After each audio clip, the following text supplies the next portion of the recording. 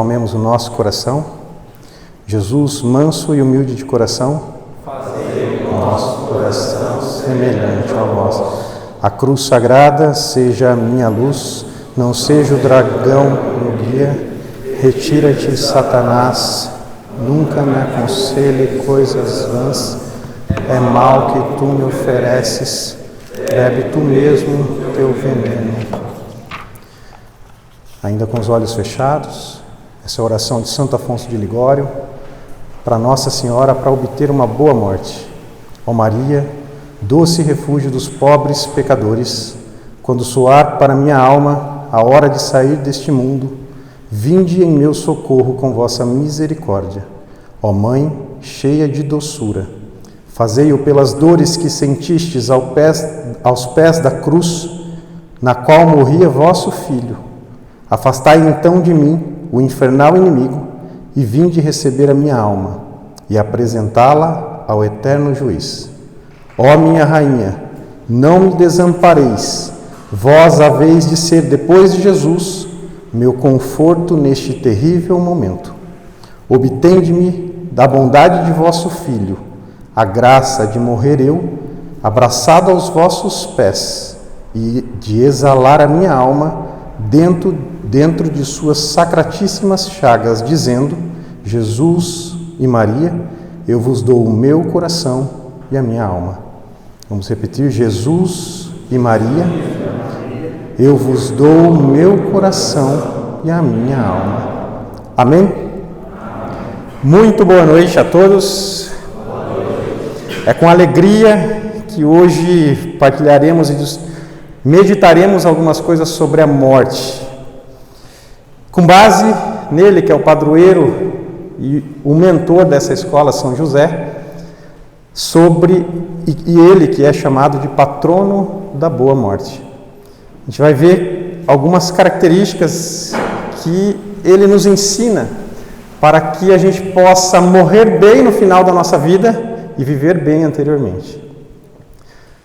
Para quem não me conhece, meu nome é Luiz Gustavo, eu tenho 36 anos, eu sou esposo da Andréia, que é a coordenadora do colégio, e sou pai de 3 filhos, o Luiz Henrique, que tem 5 anos, a Ana Elisa, que vai fazer 2 anos agora, e o Lucas José, que completou ontem 4 meses. E uma alegria na nossa vida, os nossos filhos, e 2 deles já estão aqui no colégio, praticamente junto com a maioria de vocês. Eu sou médico e eu sou especialista em hematologia. Mais especificamente, eu sou oncohematologista. Então, eu trabalho com câncer e eu trato de pacientes em fim de vida. Também, desses tipos de cânceres, alguns dos mais agressivos, que são as leucemias agudas, os linfomas, os mielomas, a amiloidose. Então, algumas doenças que são agressivas, com uma mortalidade extremamente alta. E, além disso, eu também sou especialista em terapia intensiva. E, para quem não sabe, é um médico que é especialista em UTI.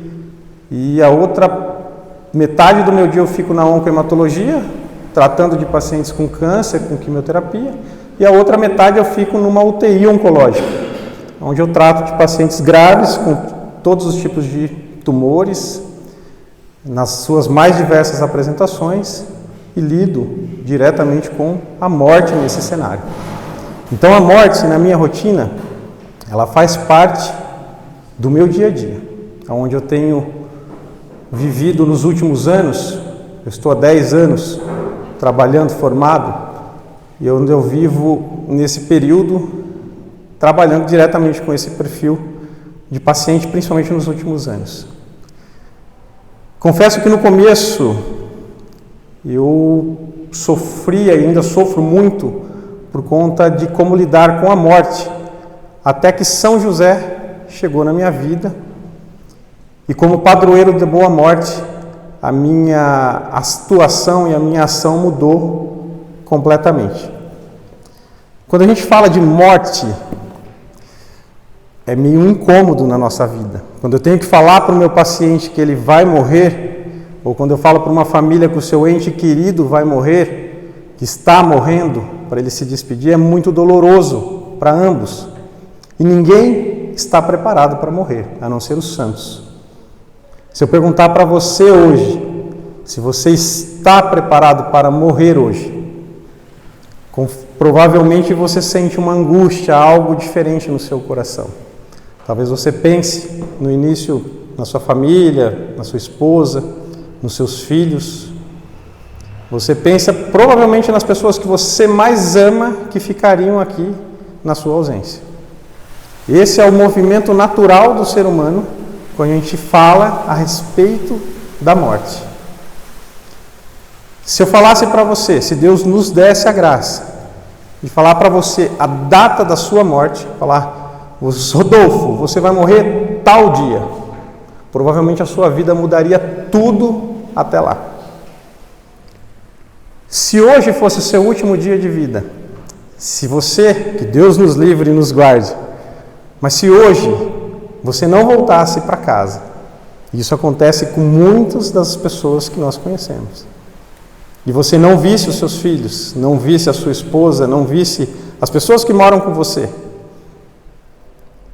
e nesse momento em que você morresse, sua alma se apresentaria diante de Deus, e Deus iria perguntar, nesse dia, apenas nesse dia, você amou a sua esposa com o amor que eu te dei? Você amou os seus filhos com o amor que eu te dei? É um incômodo esse pensar sobre a morte.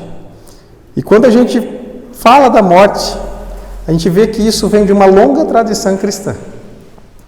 Na própria regra de São Bento, eles já escreviam para os monges que a morte deveria estar diante dos olhos deles todos os dias da sua vida, para que eles, ao se defrontar e se deparar com a possibilidade de morrer naquele dia, pudesse guiar todas as suas ações para a glória de Deus naquele dia. E desde a regra de São Bento, várias ordens religiosas colocam na rotina o próprio fato de meditar sobre a morte. Nós vamos começar falando de algumas características e vamos chegar ao final, onde a gente vai meditar sobre a própria morte de São José e ver o que ele tem para nos ensinar nesse dia, com essa questão sobre a morte. Eu trouxe o catecismo aqui, que ele coloca sobre essa questão de pensar sobre a morte. No parágrafo 1014, ele coloca assim: a Igreja exorta-nos a prepararmos para a hora da nossa morte. De uma morte repentina e imprevista, livrai-nos, Senhor. Era o que se dizia na antiga ladainha dos santos. A pedirmos à Mãe de Deus que rogue por nós na hora da nossa morte, como a gente rezou no terço. Santa Maria, Mãe de Deus, rogai por nós, pecadores, agora e na hora da nossa morte. E a confiarmos a São José, o padroeiro da boa morte. Em todos esses atos, nos seus pensamentos, a vez de te comportar como se devesses morrer hoje. Se tivesses boa consciência, não terias grande receio da morte. Eu, quando penso que iria morrer no final desse dia, eu tenho receio da morte. Provavelmente, se você também teve, esta noite é para nós refletirmos sobre isso. Mais vale acautelares do pecado do que fugir da morte. Se hoje não estás preparado para a morte, de morrer no final desse dia, estarás preparado para morrer amanhã? Esse é o Catecismo da Igreja Católica, nos questionando sobre a importância da gente meditar sobre a morte. E quando a gente fala em morte, a gente precisa tentar entender alguns aspectos. Quem morre é o homem, certo? São Tomás de Aquino, quando criança, perguntou ao monge o que seria Deus. O que é Deus? Com uma inteligência que ultrapassa a nossa capacidade intelectual humana. Se a gente fizer o caminho ao contrário e perguntar para Deus o que é o homem, qual é a resposta que a gente dá? O que sou eu? O que é o homem? Do ponto de vista médico, fisiológico, o homem é um conjunto de órgãos e sistemas que funcionam de forma ordenada para manter a vida. Mas não é só isso. Do ponto de vista espiritual, Deus nos responderia. O homem é corpo e alma. Se eu falo em morte, do ponto de vista humano, eu estou falando em morte, é o processo onde esse equilíbrio de funcionamento do meu corpo, como órgãos que funcionam de forma ordenada, se finda por um desbalanço, seja por uma doença agressiva que vem e descompassa aquilo que está funcionando adequadamente, ordenadamente, seja por uma forma abrupta, um acidente, que faz com que esse sistema também entre em erupção. Se a gente pensar do ponto de vista espiritual, a alma, quando está unida a Deus, ela está também de forma ordenada, voltada para aquilo que é o fim do homem. São Tomás de Aquino, na sua Suma contra os Gentios, ele vai falar que todas as coisas estão dispostas ordenadamente, quando estão convenientemente organizadas e ordenadas para o seu fim. Então, o fim da alma, o fim do homem, é voltar a Deus. Santo Agostinho dizia que minha alma inquieta estava, enquanto não repousava em ti. Então, do ponto de vista da alma, se eu falar em morte da alma, seria a quebra, a rupção da comunicação da alma com Deus. Do mesmo paralelo que eu fiz com o corpo, que a doença ou um trauma agressivo tira o desbalanço dos órgãos funcionando, a mesma coisa acontece com o pecado da nossa alma. O pecado, uma doença da nossa alma que faz com que desordene aquilo que está voltada para o nosso fim. E ainda se a gente perguntar o que é o homem, se a gente pensar que o homem, como diz no Gênesis, é formado à imagem e semelhança de Deus. E no começo era o Verbo, e o Verbo se fez carne, e tudo que foi feito por meio dele. Então, Deus fez o homem à sua imagem e semelhança, corpo e alma, organismo fisiológico e organismo espiritual, de forma ordenada. Então, se a gente aprofundar um pouco as nossas definições de morte, morte do corpo, morte da alma, e os dois funcionando adequadamente e ordenadamente, a gente vem para uma definição que é de Santo Agostinho. Santo Agostinho vai dizer que a morte é a ruptura abrupta entre o corpo e a alma.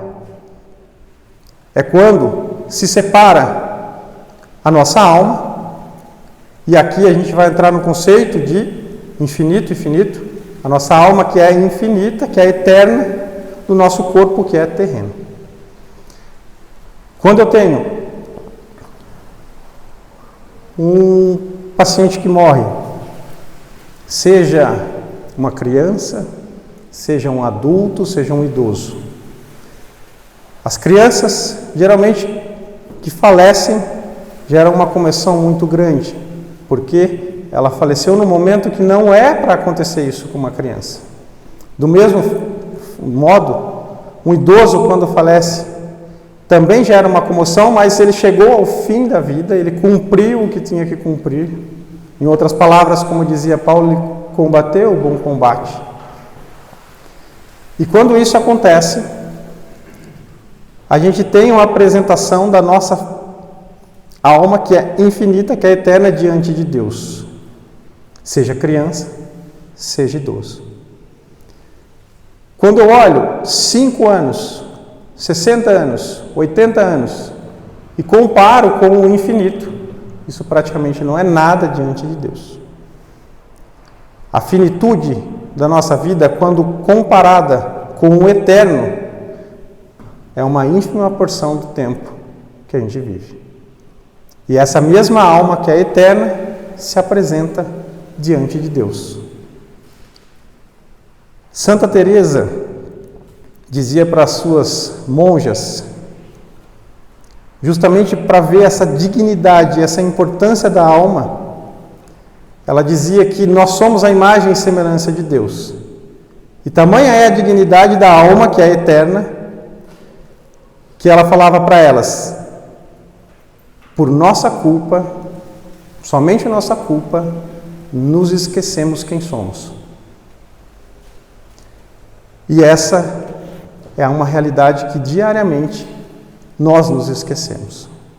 E a morte, quando nos depara diante de nós, com a possibilidade de que nós iremos ou podemos morrer, nos relembra isso, que nós somos eternos.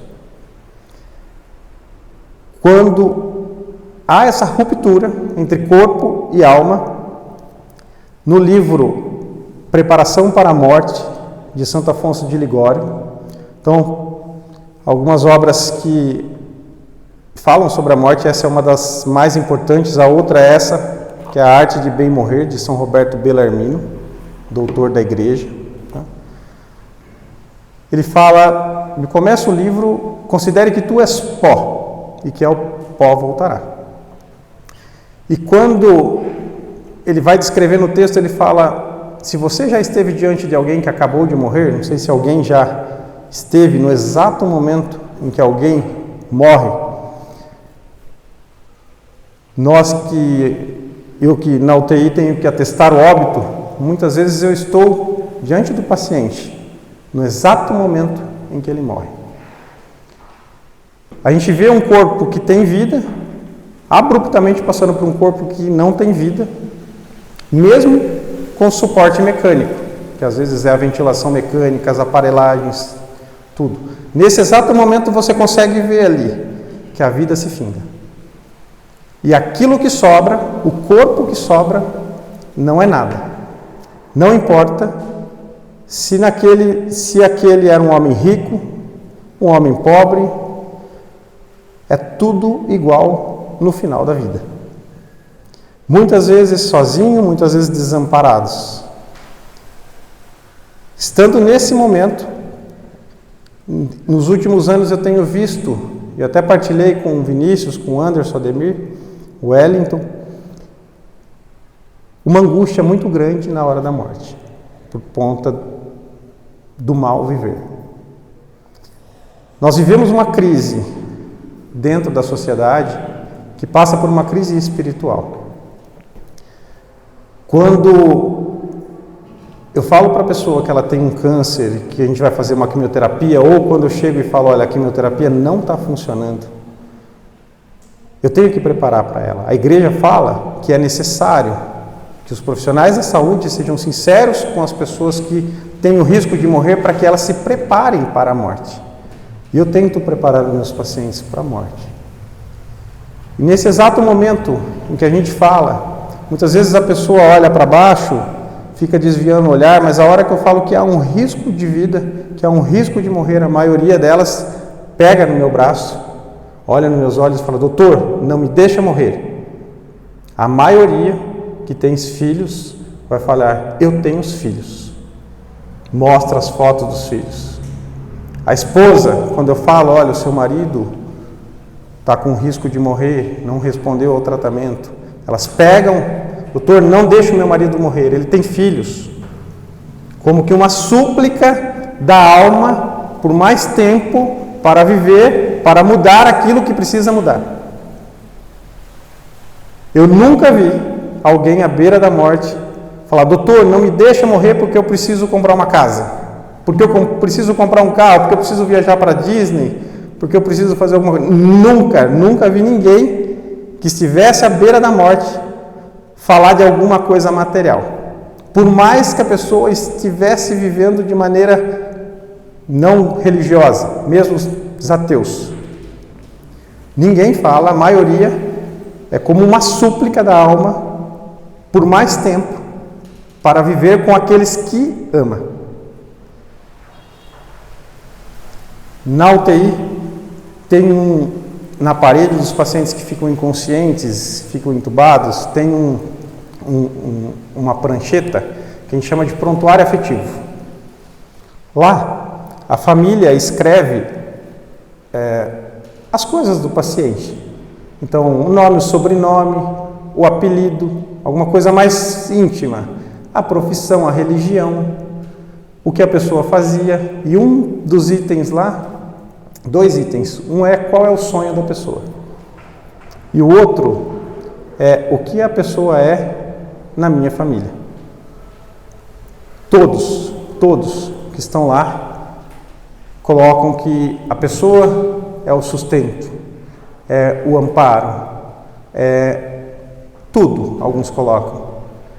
E o que ela teria de sonho, a maioria coloca passar mais tempo com a família. E isso a gente vê que a pessoa que está à beira da morte olha para trás e vê a forma como ela viveu. Tinha um senhor em que trabalhou a vida toda, que o sonho dele era comprar uma chácara. Ele comprou a chácara e 2 semanas depois, um tumor metastático, com uma metástase em sistema nervoso central. E aí ele foi para a UTI. E do ponto de vista quimioterápico, já não havia possibilidade de quimioterapia. O sonho, a esposa dele me falando, o sonho dele era comprar uma chácara. Ele comprou. Agora, ele trabalhou a vida inteira a mais do que ele precisava para conseguir dinheiro a mais, para conseguir comprar esse bem material.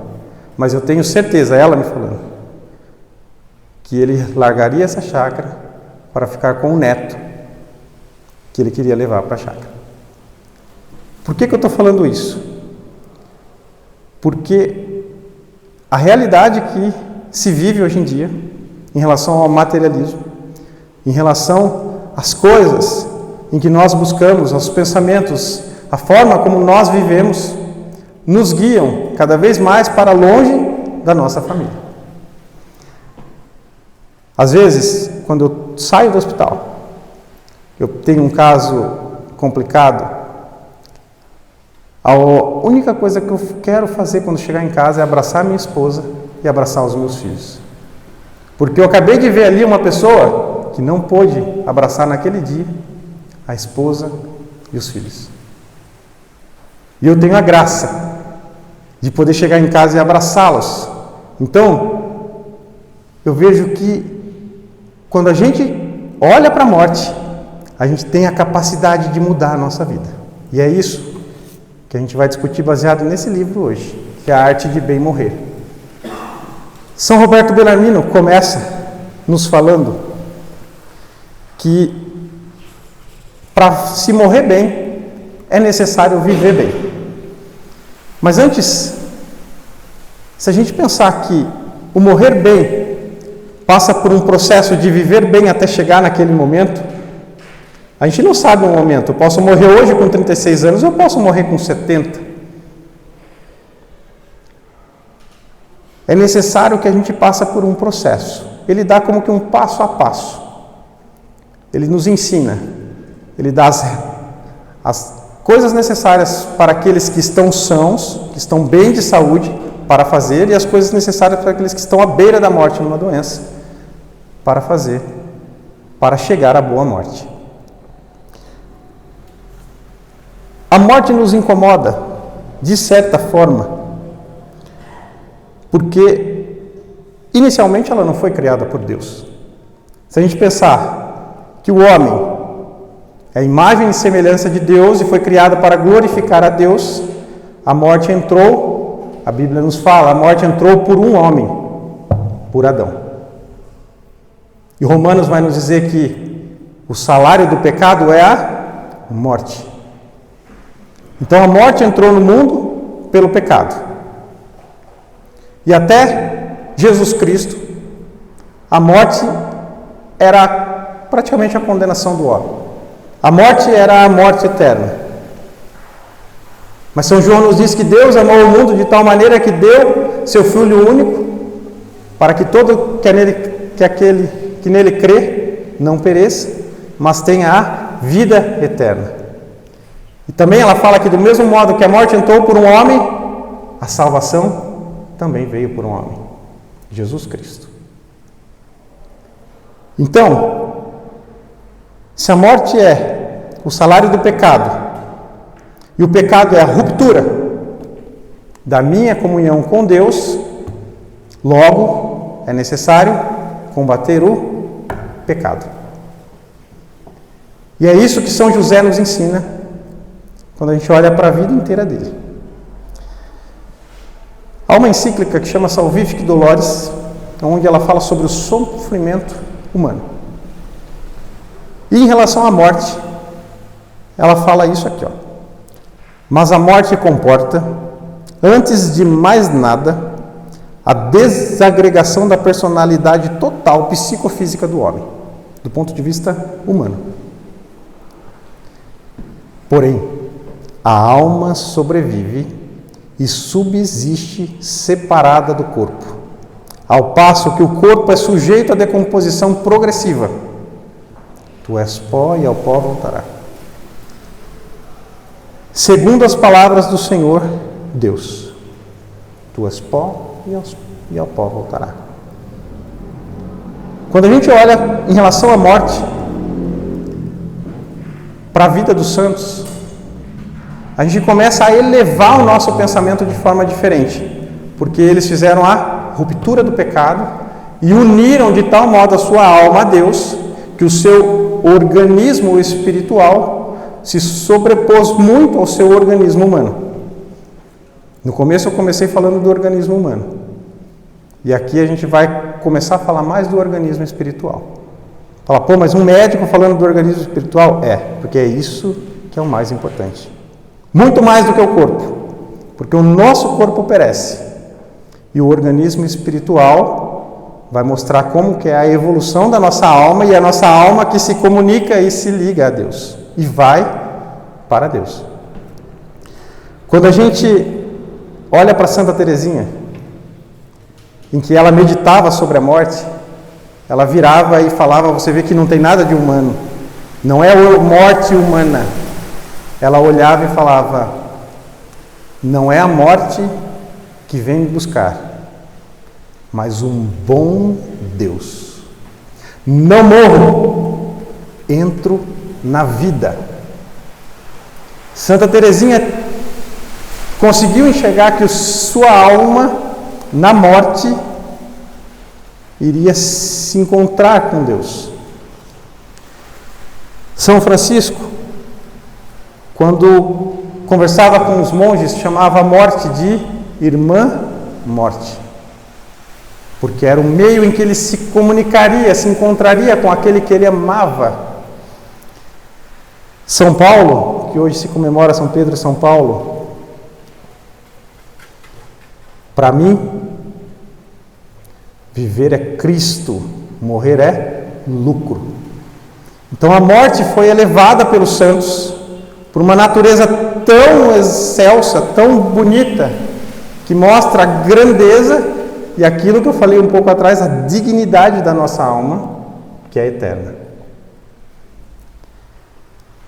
O Papa Bento XVI, quando já adoecido no final da vida, ele olhava para essa questão que estava da pandemia, toda a questão dessa cultura de bem-estar, do prazer por prazer, olhava com tudo isso e ele disse uma frase, estou na obscuridade da morte. Significa o que? Estou na beira daquilo que é desconhecido, como que, mas a minha alma está voltando para Deus.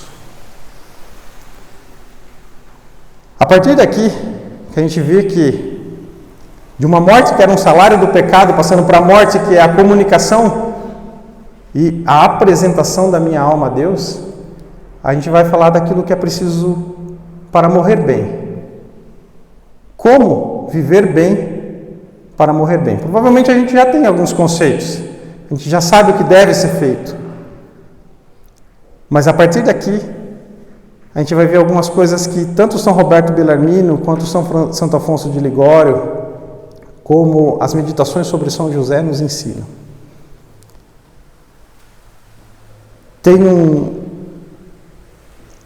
Para começar a falar dessa questão de bem viver, tem um paciente que eu acompanhei que era ateu, e ele tinha 74 anos, e ele se apresentou com um diagnóstico para mim de leucemia aguda.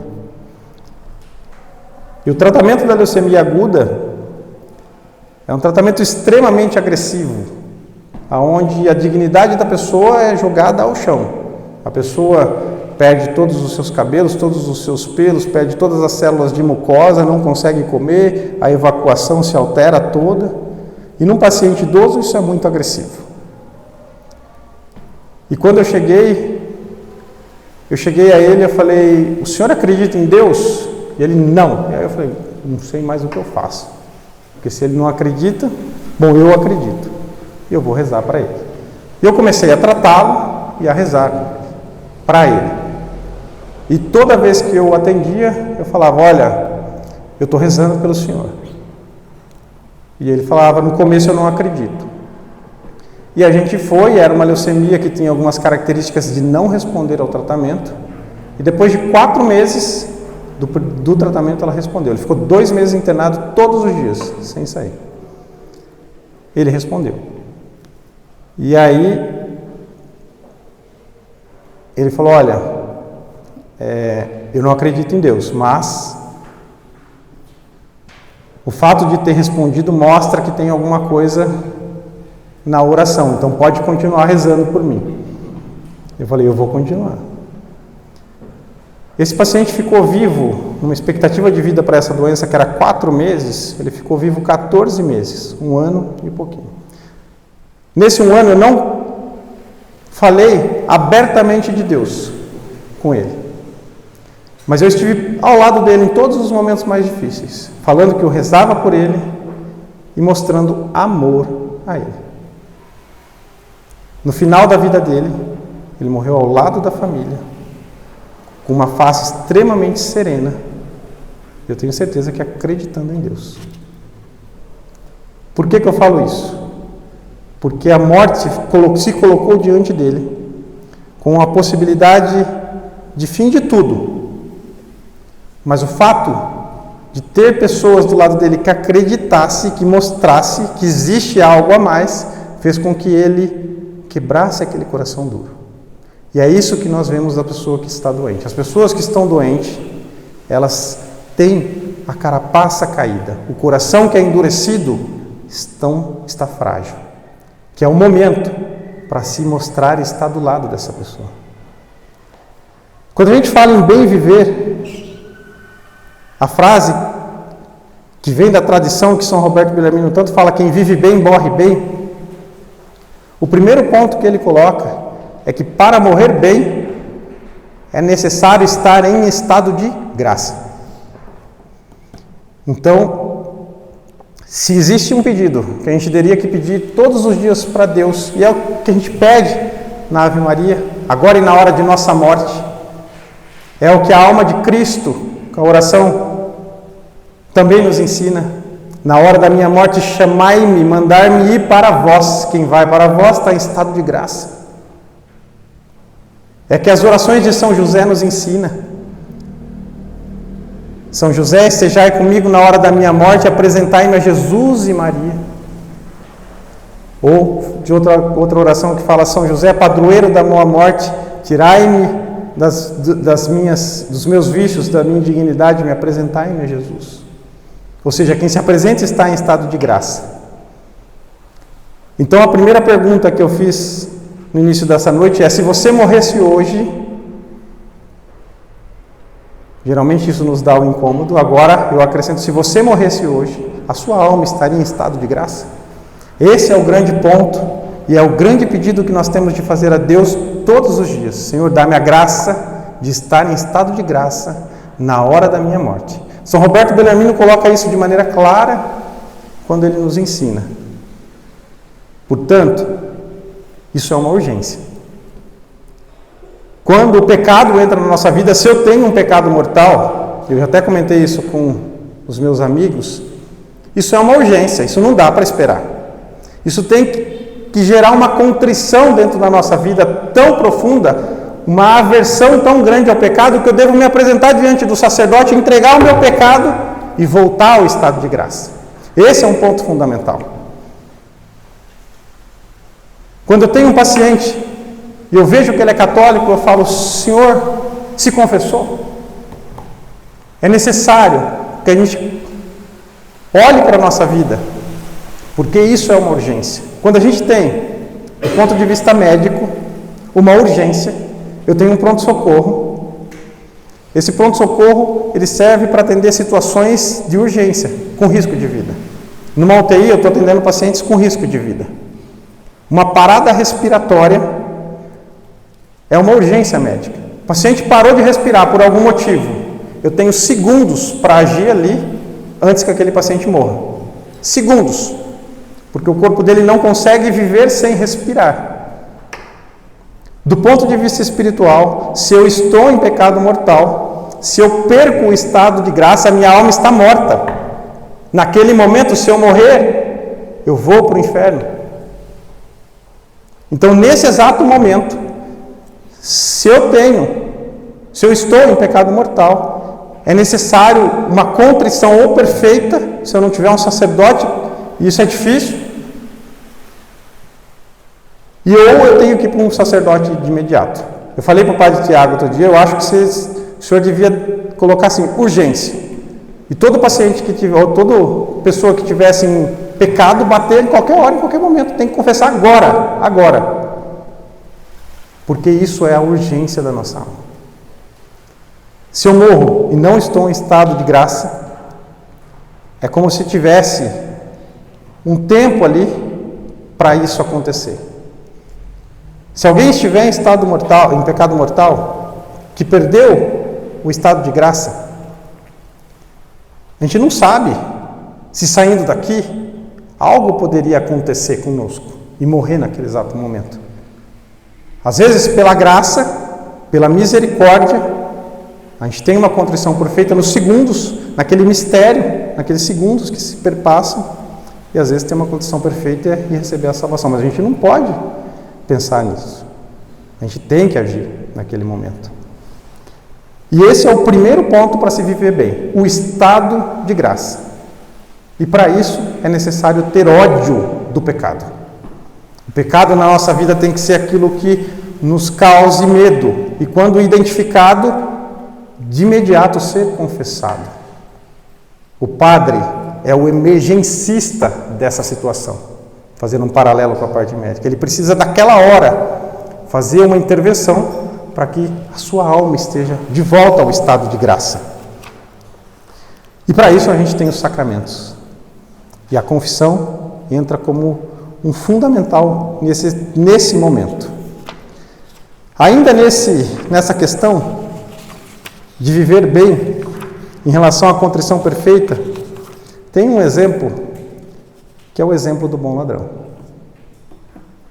Porque muitos podem falar, mas eu vivi bem a minha vida inteira, ou eu vivi mal a minha vida inteira, ou eu vou viver mal a minha vida, e depois eu me confesso, depois eu me converto. Mas, se a gente olhar para o bom ladrão, que viveu mal a vida toda, não tinha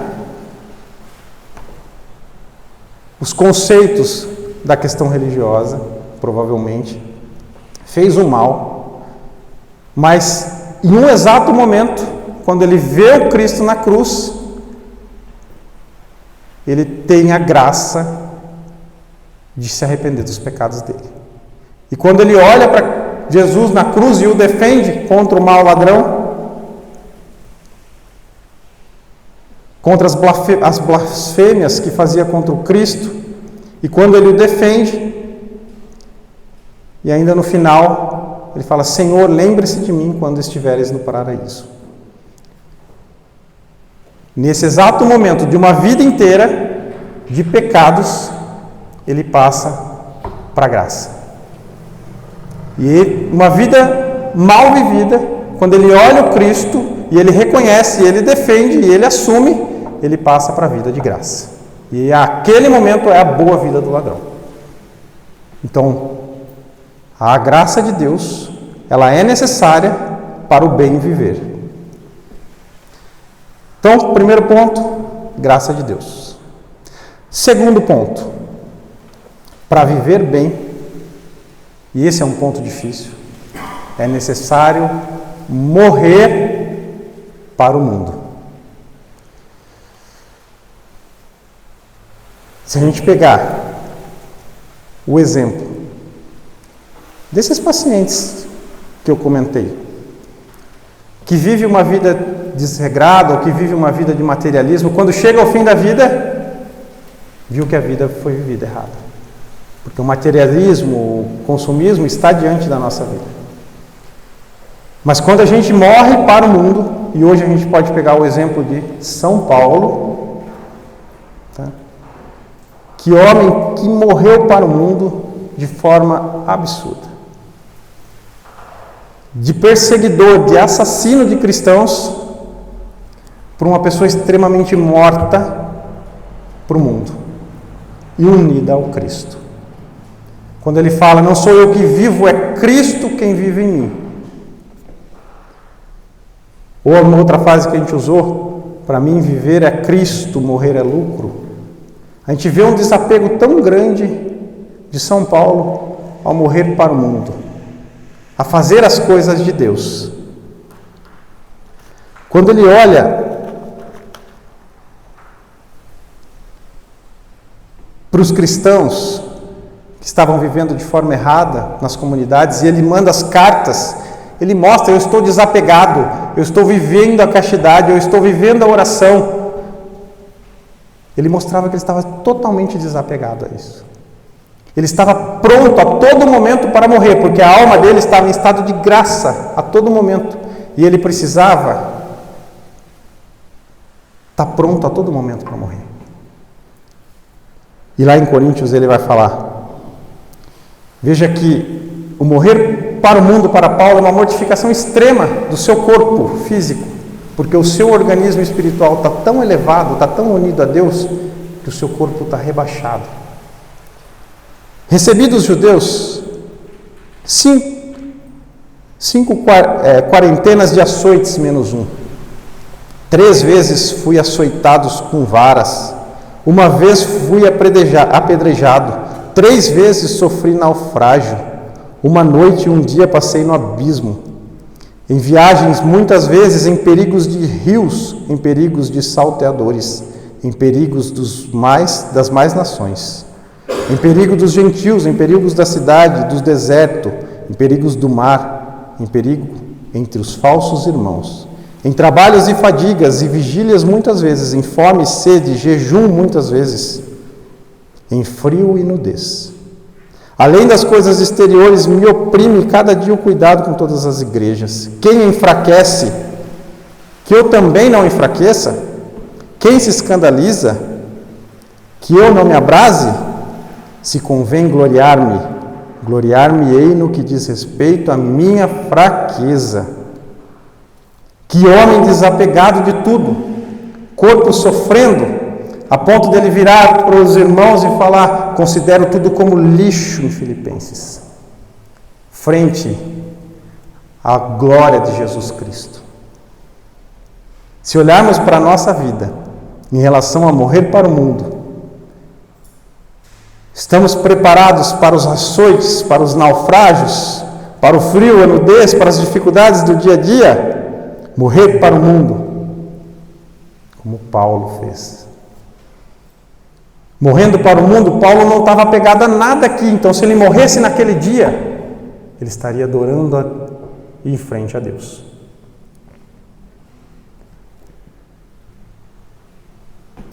Quando a gente olha para ele, olhando para as pessoas, ele falava, eu estou crucificado com Cristo, e o mundo está crucificado para mim.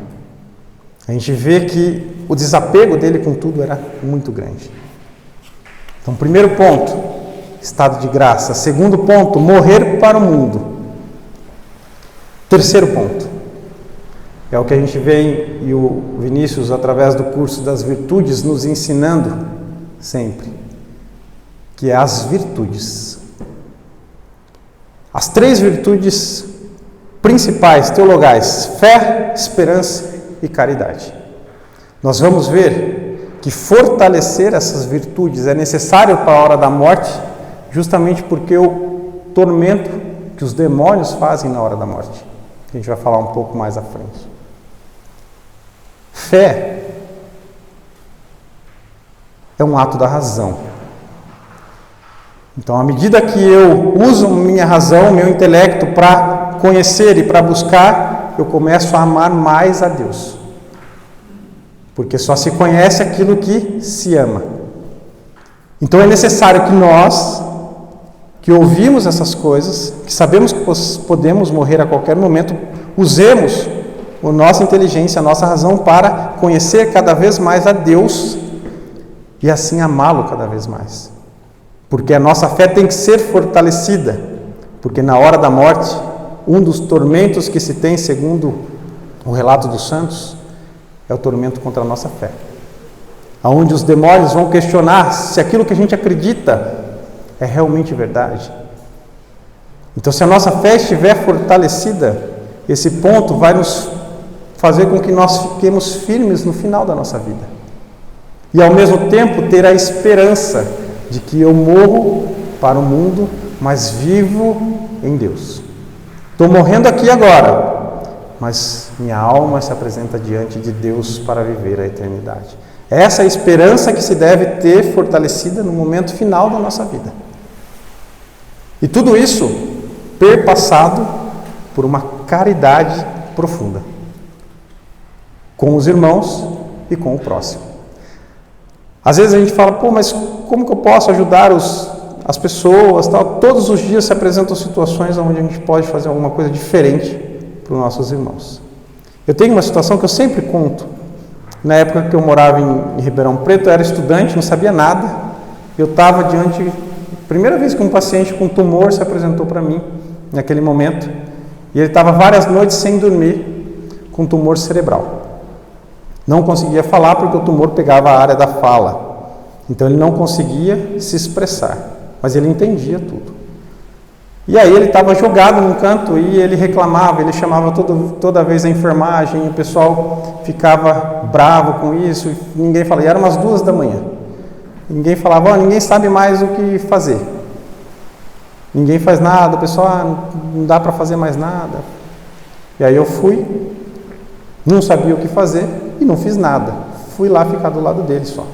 Não fiz nada, fiquei ao lado dele, com um copo de água.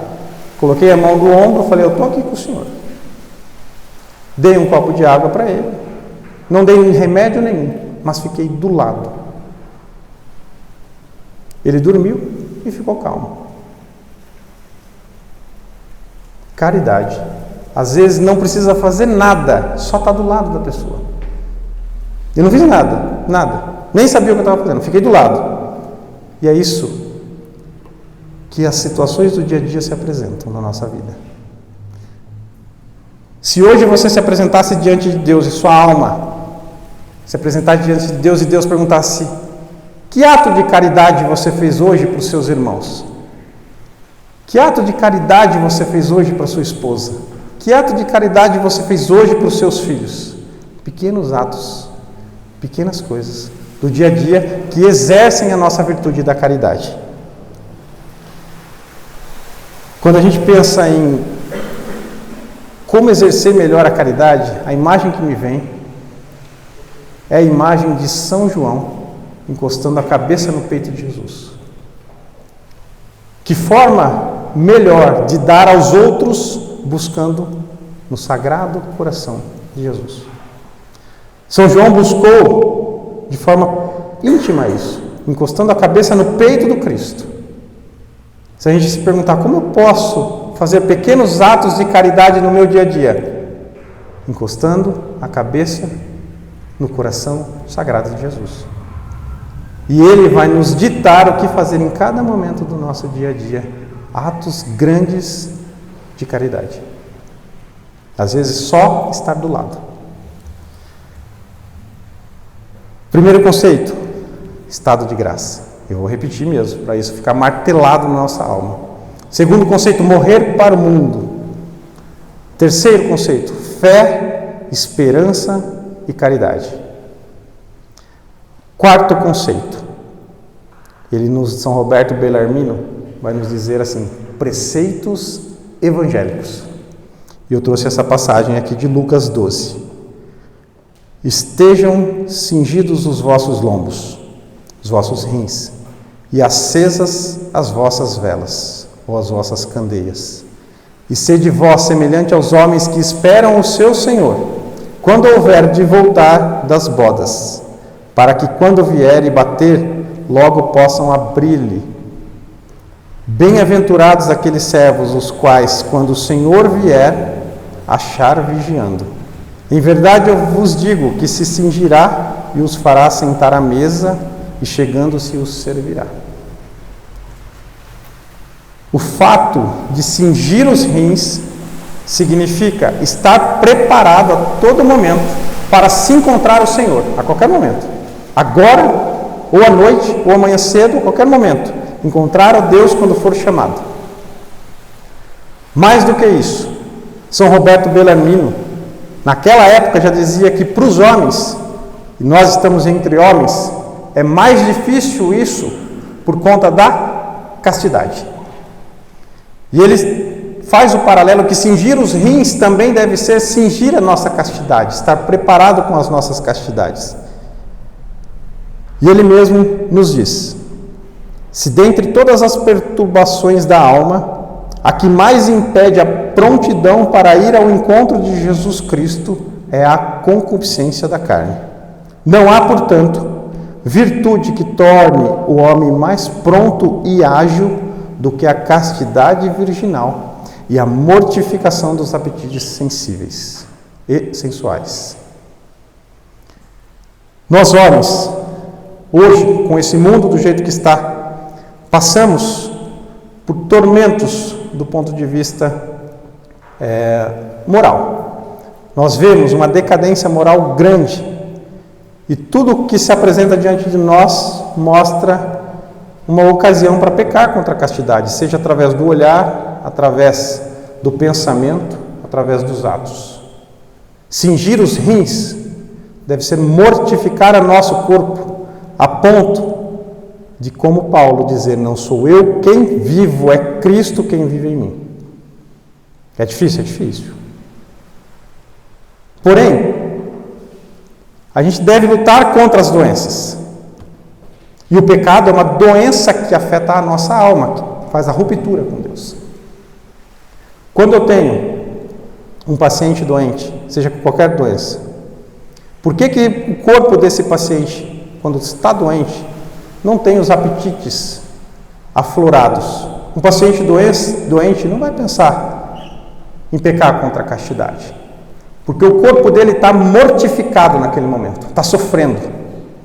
O corpo de um paciente doente sofre, ele não está recebendo prazer, ele está recebendo uma agressão por uma desordem, por uma doença. Porém, o pecado, ele é uma doença da alma, mas o nosso corpo está recebendo prazer muitas vezes pelo próprio pecado.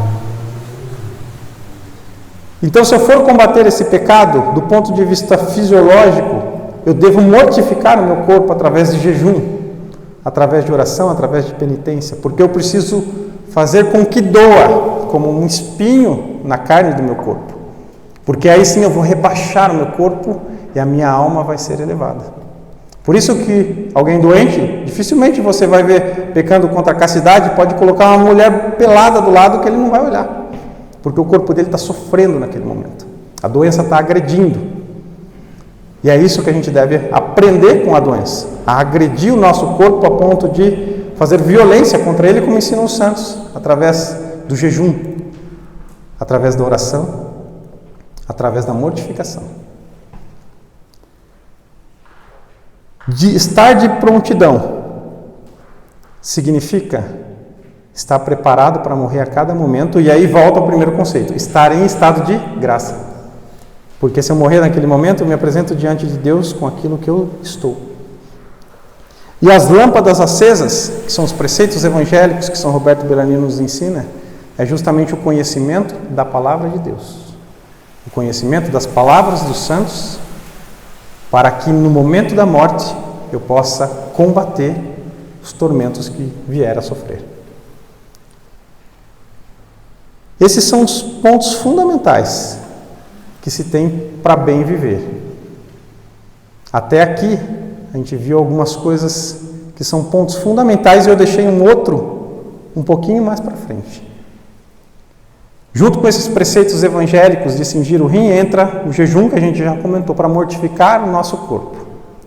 E entra a esmola, para fazer o desapego dos nossos bens materiais. Eu não falei que no final da morte ninguém pensa em bens materiais. Eu nunca vi alguém falando em bens materiais. Se durante a vida a gente desapegar de tudo isso, chegando no final da morte, quando a gente morrer, no final da vida, vai ser muito mais fácil a gente conseguir fazer isso.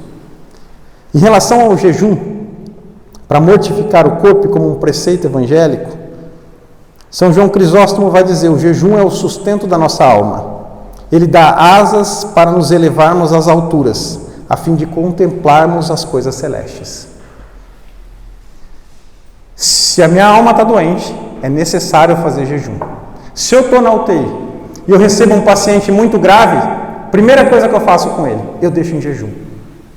Porque o corpo dele tem que focar todas as energias para combater aquilo que está sendo agredido. Seja uma infecção, seja um tumor. E nesse primeiro momento ele fica em jejum. Aqui a gente tem que aprender, se eu estou doente, se a minha alma está doente, eu tenho que mortificar o meu corpo, o jejum. Quando domar a carne, vai dizer em Coríntios: trato duramente o meu corpo e subjugo, para não acontecer que depois de ter proclamado a mensagem aos outros, eu mesmo seja reprovado. Ou seja, a união com Deus é necessário para que todos os meus atos subsequentes sejam próprios da união com Deus e não meus. Então, esse ponto dos preceitos evangélicos, o jejum ganha destaque nos nossos dias, onde é tão deixado de lado.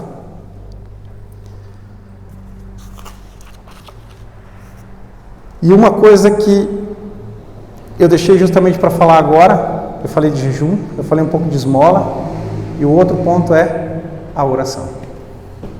A gente já teve um encontro aqui na Escola de São José sobre oração, outros encontros também sobre oração. E esse é um ponto fundamental. Santo Afonso de Ligório, no seu livro A Oração, um livrinho pequenininho, não sei se eu trouxe ele aqui, trouxe aqui, ó. Pequenininho e excelente do ponto de vista espiritual. Ele vai nos dizer que a oração é o alimento, é o nutriente da nossa alma, como se a oração fosse a vida da alma. Se a gente fizer um paralelo do nosso corpo, como que o meu corpo vive de forma simples? Porque eu estou agora respirando, de forma sem pensar. Eu tenho uma respiração que me mantém vivo.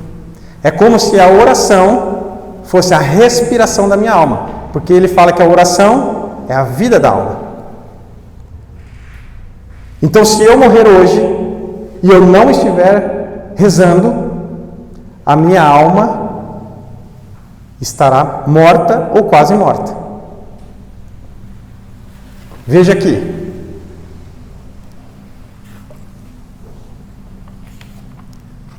Quando ele fala da oração,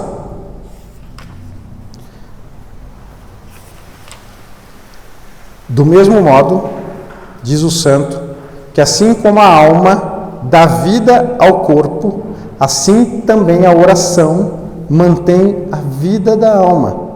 Assim como o corpo não pode viver sem alma, a alma não pode viver sem a oração. A alma sem a oração está morta e exala mau cheiro. Como está o cheiro da sua alma hoje? Se você se apresentasse diante de Deus, como seria o cheiro que Deus daria na sua alma? Mais abaixo ele vai dizer: a oração é ainda o alimento da alma, porque só assim o corpo, Assim como o corpo não se pode sustentar sem o alimento, assim, sem a oração, diz Santo Agostinho, não se pode conservar a vida da alma. Quando eu chego com o meu paciente, eu falo, a doença é grave, mas reza. Independente se a doença vai consumir o corpo dele inteiro, se ele estiver rezando, a alma dele está viva no momento da morte. Ele está rezando, ele chega vivo, mesmo com o corpo destroçado, desfigurado. A alma dele está viva no final da vida dele. Ele vai dizer nesse livro que quem reza se salva, quem não reza se condena. Santa Teresa, como foi dito aqui também, fala que aqueles que não rezam vão para o inferno sem a ajuda do demônio. Então a oração é fundamental para a vida da nossa alma. Se a gente fizer um paralelo como um alimento, o paciente que não consegue se alimentar, o corpo dele dia a dia, ele vive por um tempo, mas o corpo dia a dia definha. Entra numa condição, se é relacionado ao câncer, o nome técnico é caquexia, significa perda de massa muscular e qualidade da força muscular. O paciente definha na sua frente porque vai se consumindo, não se alimenta. Isso a gente consegue ver com os nossos sentidos. A gente vê um corpo malnutrido, a gente vê um desnutrido, a gente vê que aquele corpo está doente. Se a gente tivesse a capacidade de enxergar a nossa alma sem oração, a gente viria uma alma desnutrida, uma alma enfraquecida, uma alma desfigurada. Como diz Santa Teresa, por nossa culpa nos esquecemos quem somos. Então a oração é um dos preceitos mais importantes nesse momento, para que faça com que todos os outros preceitos que a gente discutiu tenham força e ganhem espaço diante da nossa vida. Agora a gente entra num ponto que é difícil até de falar, que é nas tentações com o demônio na hora da morte.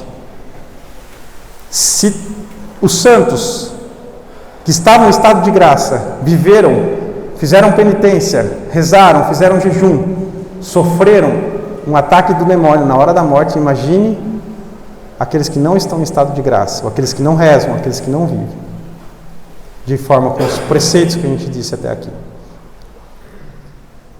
Eu trouxe alguns exemplos de São Roberto Bellarmino. Santo Afonso dá alguns também. Veja aqui, São Roberto Bellarmino é um doutor da igreja. Então não sou eu que estou falando isso. Ele está falando isso com base em tudo aquilo que ele estudou, ouviu e leu sobre os santos e as revelações que se tiveram. 1 de Pedro 5,8: o vosso adversário o diabo anda em derredor como um leão que ruge, procurando a quem devorar. É assim durante toda a nossa vida e também na hora da nossa morte. O demônio, ele vai tentar roubar a sua alma de Deus, a nossa alma de Deus, a todo momento. Na hora da morte, há algumas fragilidades do ponto de vista psicológico, do ponto de vista fisiológico humano. Até o fato de quando eu falo para uma pessoa que ela tem risco de morrer ou que ela vai morrer, as fases da morte, ou as fases do luto que a gente fala, onde a pessoa, num primeiro momento, nega, entra numa negação absurda. Não, eu não vou morrer. Esse médico está falando um absurdo. Isso não tem nada a ver comigo. Depois entra numa raiva, onde aqui entra a blasfêmia. Ela vai virar e vai falar: não, isso é impossível. Por que comigo? Eu sou tão jovem. Por que eu tenho que viver? Eu tenho que ver meus filhos crescer. Então a raiva. Depois entra numa barganha, onde vai tentar negociar com Deus. Isso é um processo, isso é bem definido dentro da medicina e da psicologia. Ela vai entrar numa barganha onde ela vai falar: olha Deus, se eu me curar, eu faço tal coisa, tudo numa questão de troca.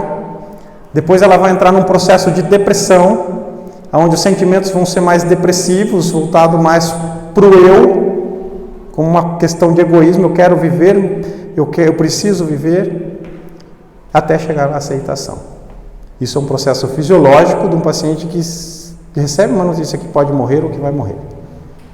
Mas na hora da morte, fazendo um paralelo com isso, esses tormentos do nível da razão e psicológico são muito maiores na nossa vida. São Roberto Bellarmino fala de uma descrição de um bispo, de um padre, Pietro Bazzoni, que era um bispo de Pádua. E ele dá um exemplo de 2 amigos. Esses 2 amigos eram 2 amigos professores universitários que tinham um conhecimento religioso extremo de teologia, de filosofia, cristãos, católicos, e que um deles morre, fica gravemente doente, morre, e que na hora que estava prestes a morrer, ele foi atormentado pelo demônio. E o demônio chegou para ele e perguntou: no que você crê? Isso é a descrição de São Roberto Bellarmino. Ele falou: eu creio no credo dos apóstolos. E aí ele questiona: mas, então lembra que a gente falou fé, esperança e caridade? Está tentando a fé. Ele falou: mas como no credo dos apóstolos? E começou a argumentar com ele, a nível da razão, sobre as questões da Santíssima Trindade. E aí ele imediato falou: isso é uma heresia contra o demônio. Ele enfrentou o demônio. Isso é uma heresia. E ele era douto, era um doutor. Isso não existe e tal. E o demônio, de forma silenciosa, chega no ouvido dele e fala: não grite comigo. Se você quer ganhar de mim, use os argumentos e a razão. Fale os seus argumentos que você vai me convencer. E ele tenta argumentar contra o demônio, e o demônio dá argumento em cima de argumento até que ele se questiona da fé. Naquele momento, ele questionou sobre o Deus Uno e Trino, sobre a Santíssima Trindade. E ele morre naquele momento. E ele é condenado. E depois, esse mesmo Deus permite que isso seja revelado para o amigo dele. E eles fazem uma junta dentro da universidade, aonde eles vão questionar sobre como combater o demônio na forma da razão, da fé, questionar as verdades da nossa fé. E eles chegam à conclusão de que não se deve enfrentar o demônio na hora da morte, mas você deve crer na sua fé. E logo depois esse outro amigo adoece, e quando ele estava em perigo de morte, o demônio também aparece para ele e questiona: no que você crê? E ele, como tinha conversado com os amigos e tinha discutido de não enfrentar, ele vira e fala: eu creio na Santa Igreja Católica. E o demônio pergunta: e o que a igreja crê? E ele vira: a igreja crê no que eu creio. E não argumenta. E ele morre firme na fé e é salvo. O que São Roberto Bellarmino nos ensina? É necessário que durante a nossa vida, enquanto temos saúde, devemos buscar fortalecer a nossa fé. Não para enfrentar o demônio na hora da morte que nos tentará, mas para que na hora da morte falar: eu creio na Santa Igreja Católica, eu creio nas verdades do Evangelho, eu creio em Jesus Cristo. Para que naquela hora a minha alma seja salva. Um outro ponto que ele também conta é em relação ao desespero. Então, é em relação à fé e à razão, em relação à heresia. O outro ponto é uma tentação em relação ao desespero. Ele fala que na hora da nossa morte, nessas brechas da nossa razão, das nossas dúvidas, das nossas incertezas, o demônio nos tenta, mostrando os nossos pecados, mostrando que é impossível com esses pecados chegar à salvação. Ele conta uma história de um militar que adoeceu e gravemente doente e era muito amigo de um rei. O rei chega para o militar e fala: você deve se confessar, ou seja, buscando um estado de graça para morrer bem. E o militar fala: não, isso não vai dar certo para mim, eu pequei muito, acho que não dá, eu sou uma pessoa bem rude, bem com alto escalão militar, não queria descer do seu pedestal. E aí ele piora e novamente o rei chega e ele fala a mesma coisa, até que aparece para ele duas pessoas com um livro muito pequeno, e esse livro pequeno era todas as boas obras daquele militar. pequeno.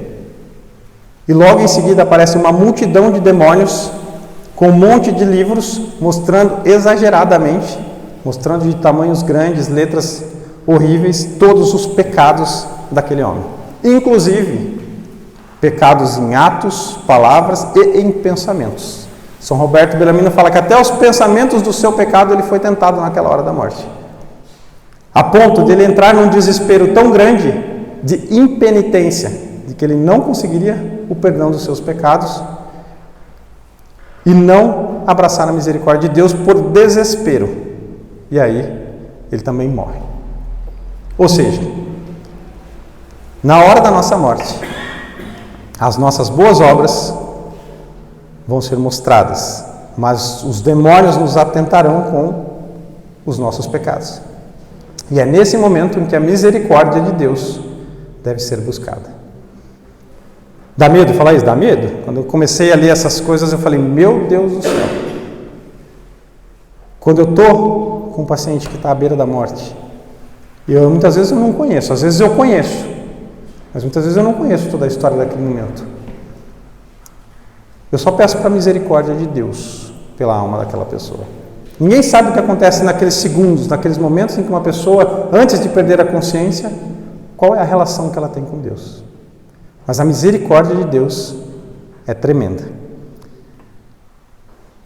Diante disso, tem uma história em que é narrada nos livros Glórias de Maria, Santo Afonso de Ligório, e essa eu trouxe para a gente pensar em uma das coisas em que a gente fala, mas essa pessoa viveu a vida inteira, acho que não tem mais jeito. E olha só, eu vou ler essa na íntegra, porque ela tem tudo a ver com essa questão agora que a gente está discutindo. Lê-se na vida da irmã Catarina de Santo Agostinho, que havia no lugar em que ela morava uma serva de Deus, uma mulher chamada Maria. Essa mulher era uma infeliz e levava uma vida de pecados durante toda a sua vida, durante toda a sua mocidade, e já envelhecida de tal forma, se obstinara na sua perversidade, que fora expulsa dos habitantes da cidade e obrigada a viver numa gruta abandonada. Imagina só o tamanho do pecado dessa mulher. Muitas vezes o pessoal fala, mas se você fica rezando para essa pessoa, você nem sabe o que ela fez. Escuta essa história. Nessa gruta, ela morreu, finalmente, sem os sacramentos e sem a assistência de ninguém, sozinha. Sepultaram-na num campo como um bruto qualquer. A irmã Catarina costumava recomendar a Deus com grande devoção as almas de todos os falecidos. Quando eu li aqui, eu falei, graças a Deus, essa irmã deve ter recomendado a alma dela a Deus. Mas, ao saber da terrível morte da pobre mulher, não cuidou de rezar por ela, pensando como todos os outros que já estivessem condenados. Nem a irmã rezou por ela.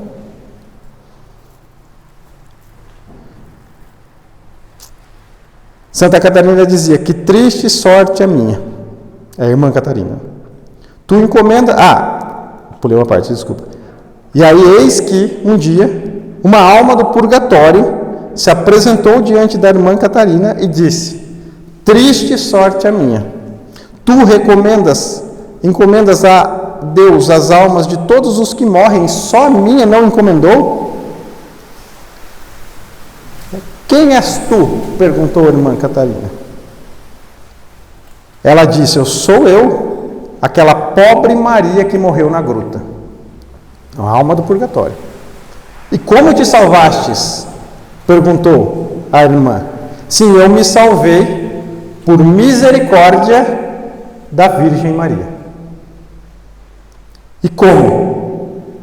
Quando eu me vi próxima à morte, estando juntamente tão cheia de pecados e desamparada de todos, me voltei para a Mãe de Deus e lhe disse, Senhora, vós sois o refúgio dos pecadores, o refúgio dos desamparados. Aqui estou neste estado abandonada por todos. Vós sois a minha única esperança. Só vós podeis me valer. Tende piedade de mim. Então, a Santíssima Virgem Maria obteve-me a graça de fazer um ato de contrição perfeito. Depois eu morri e fui salvo.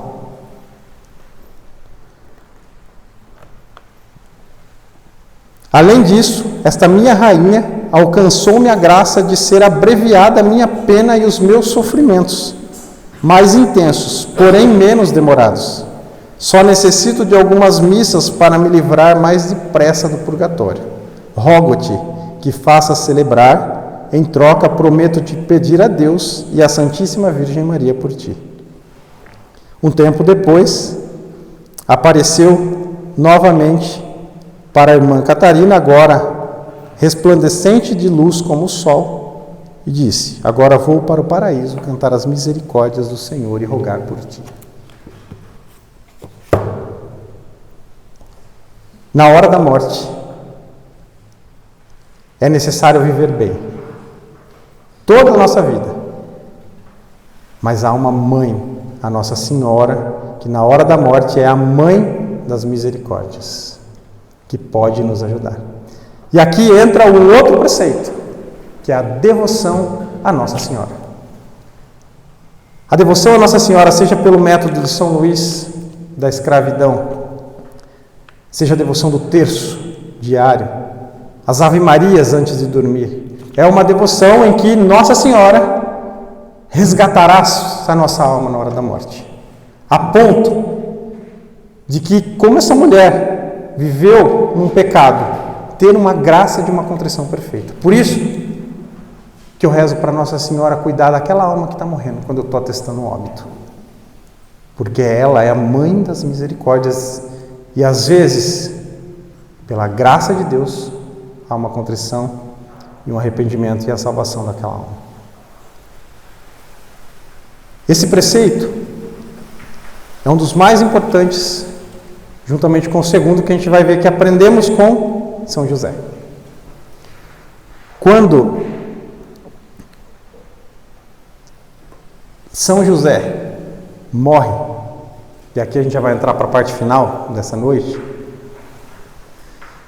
quem estava ao lado dele? Nossa Senhora e Jesus.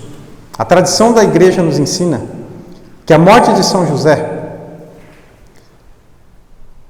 é a boa morte, é a morte perfeita, porque ele tem na sua cabeceira a Santíssima Mãe de Deus, a sua esposa e Jesus Cristo. E quando São José morre, a tradição nos ensina que é como se passasse um filme na cabeça de São José. Porque São José foi escolhido com a finalidade de fazer com que Nossa Senhora e Jesus chegassem ao Calvário. E para isso eles precisaram fugir para o Egito. Para isso eles precisaram viver a pobreza. Para isso ele precisou trabalhar para sustentar a Sagrada Família. E tudo isso ele fazia com amor. Ele cumpria o seu propósito, em perfeita união com o Cristo. Quando Jesus segurava a sua mão, nos ensina nesse livro, Consagração a São José, no momento da morte, é como se São José lembrasse de segurar na mão de Jesus quando criança, de pegar o menino Jesus e encostar em seu peito, de trabalhar na carpintaria com Jesus, de brincar com o menino Jesus. E na hora da morte, Jesus estava ao lado de São José. Nossa Senhora, que durante toda a sua vida, a mulher mais perfeita que passou pela face da terra, ao lado do leito de São José, em plena união com Jesus e com ele.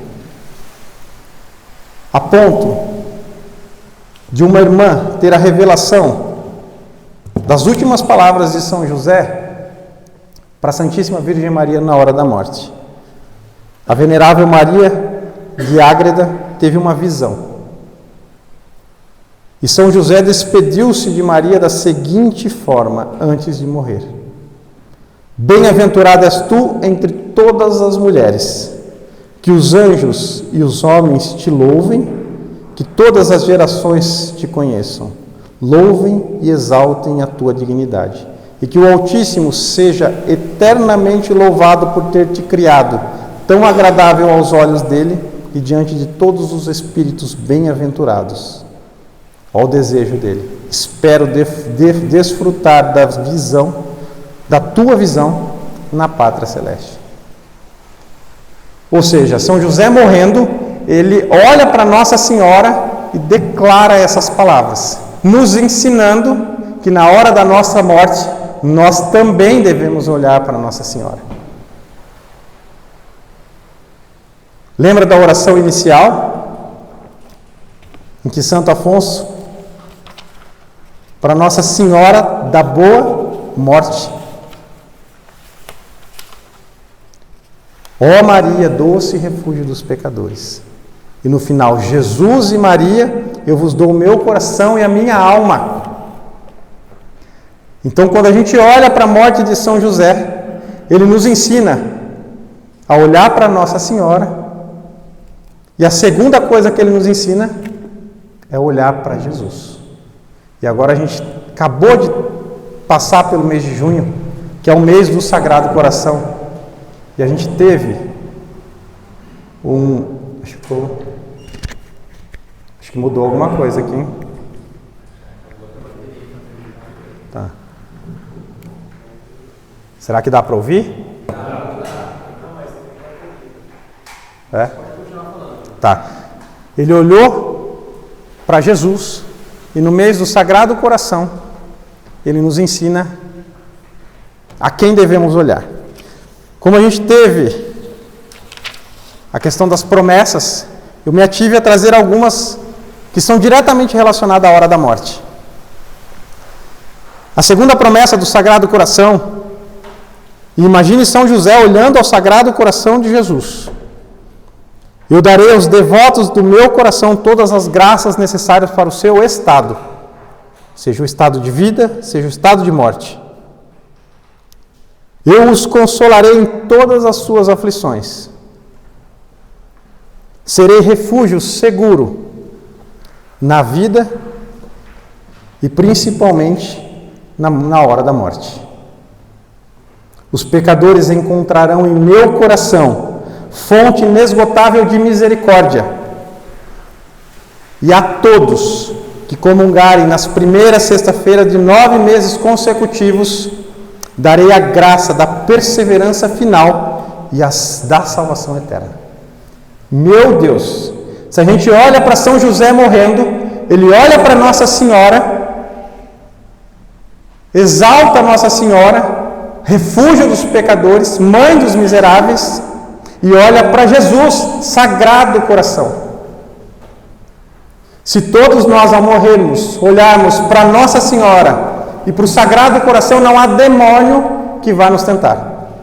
A nossa salvação está em Deus. Então esse é o último preceito que eu separei desses textos, que mostra que a união com Nossa Senhora e com o Sagrado Coração de Jesus são armas para que a gente possa, na hora da morte, estar tranquilos, repousar no colo da mãe, repousar no Sagrado Coração, e aí fazer jus à oração da boa morte. Eu posso exalar a minha alma dentro de vossas chagas, dentro do vosso Sagrado Coração. Já terminando, eu queria lembrar de 2 frases que tem a ver com essa questão. Porque se a gente pensar o que a gente deve viver bem, a gente deve viver bem por amor. São João da Cruz vai nos dizer que no entardecer da vida seremos julgados sobre o amor. Então, na hora da nossa morte, quando nos apresentarmos com a nossa alma em estado de graça diante de Deus, Ele vai falar: Gustavo, você amou a sua esposa, você amou os seus filhos, você educou os seus filhos na fé, você amou nos pequenos atos do dia a dia, você amou no seu trabalho, você amou, amar. O amor é o que vai fazer com que a minha alma se apresente diante de Deus. São Francisco vai nos dizer: o homem vale o que é diante de Deus mais nada. Então é a partir daquele nada, do meu nada, que eu vou me apresentar diante de Deus por amor. E para terminar, eu queria ler um texto, e já fazendo as orações finais, que é de Santa Teresa, que é praticamente uma poesia, que chama Morro porque não morro. A gente comentou muito do morrer para o mundo, do morrer do ponto de vista fisiológico, do morrer do ponto de vista dos nossos sentidos, mas Santa Teresa, nesse texto, ela estava com um desejo tão grande do coração dela de se unir ao coração de Deus, que ela entrega essa preciosidade de texto. Morro porque não morro. Na certeza de que a morte é a união dela com o coração de Jesus. Que nós possamos fechar os nossos olhos e meditar durante esse texto, pensando de que se eu morresse hoje, minha alma não morreria. Eu me apresentaria diante de Deus e apresentaria todos os meus atos de amor com a minha família, com a minha esposa, com os meus filhos, nos pequenos atos de amor do meu dia a dia. Que no final de cada dia nós possamos meditar sobre a morte, de que eu poderia morrer no próximo dia, para aquele dia viver bem, viver em estado de graça, e como Santa Teresa dizer no final do dia: morro porque não morro. Vivo sem viver em mim, e tão alta vida espero, que morro porque não morro. Vivo já fora de mim, desde que morro de amor, porque vivo no Senhor, que me escolheu para si, quando o coração lhe dei, com terno amor lhe gravei, que morro porque não morro. Esta divina prisão do grande amor em que vivo, fez a Deus ser o meu cativo, e livre o meu coração. E causa em mim tal paixão, ser eu de Deus a prisão, que morro porque não morro. Ai, que longa é esta vida, que duros esses desterros, este cárcere, esses ferros, onde a alma está metida. Só de esperar a saída me causa dor tão sentida, que morro porque não morro. Ai, que vida tão amarga, porque não gozar o Senhor, pois sendo doce o amor, não o é a espera larga? Tira-me, ó Deus, este fardo tão pesado e tão amargo, porque morro porque não morro. Só com esta confiança vivo, porque hei de morrer, porque morrendo o viver. Me assegura a esperança, morte do viver se alcança. Vem depressa em meu socorro, que morro porque não morro. Olha que o amor é forte, vida, não seja molesta. Olha que apenas te resta para ganhar-te o perder-te.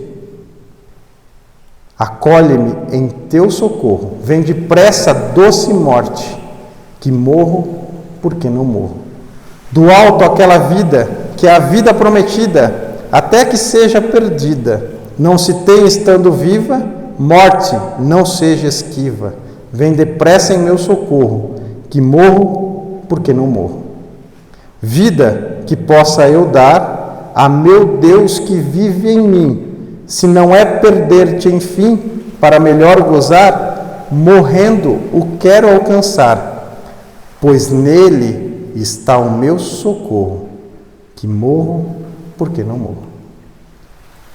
Que com essas palavras de Santa Teresa, com a intercessão de São José, padroeiro da boa morte, possamos viver cada dia bem, para no final da nossa vida morrer bem e então não morrer, e sim viver.